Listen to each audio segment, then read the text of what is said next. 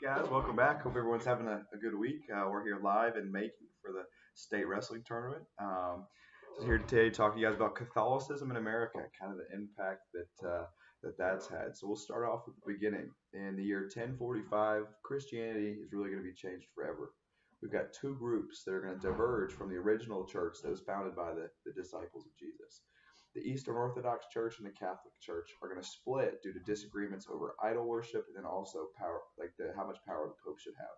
Basically, the Catholic Church thinks that the Pope should be kind of the law of the land, while the Eastern Orthodox Church believed that there's kind of the bishop should be a main guy. Let's say it well. This event called the Great Schism is going to change the world forever. Now let's fast forward to the 17th century. As part of this wave of European colonization in America, there are several different groups of Catholics that are going to settle in the United States, one of which are going to be some English colonizers are going to settle in Maryland. George Calvert, also known as Lord Baltimore, is going to receive a grant from King Charles to discover this land. There's many other Catholic strongholds throughout the American Southwest. When the Spanish are going to first conquer Mexico, which is technically includes all of California, Arizona, and modern-day Texas, they're going to bring their own Catholic mission system, where they would set up outposts of missionaries within horseback riding distances of each little city. A lot of these cities today are places that we recognize. San Diego, San Francisco, and San Jose, named after the Catholic saints, were all some of these original missions. Small waves of Catholics are going to come to the United States very slowly and surely this time from Southern and Eastern Europe. According to Nall, from 1870 until 1910, the Catholic population is going to grow from 3.5 million to over 15 million people during this time period. Many of these Catholic immigrants are going to come from Italy.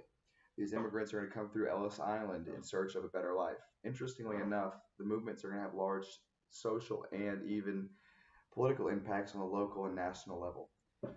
This is best illustrated in a case study done in 2014 by Margaret Guinness in the Catholic Historical Review.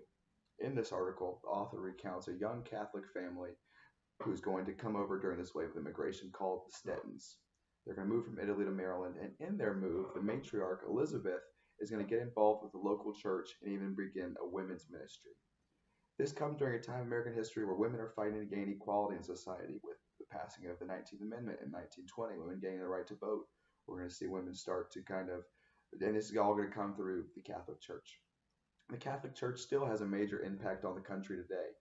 In an article in First Things, a monthly journal of religion and public life by R.R. Reno, the author weighs in on Catholicism in the current age of America.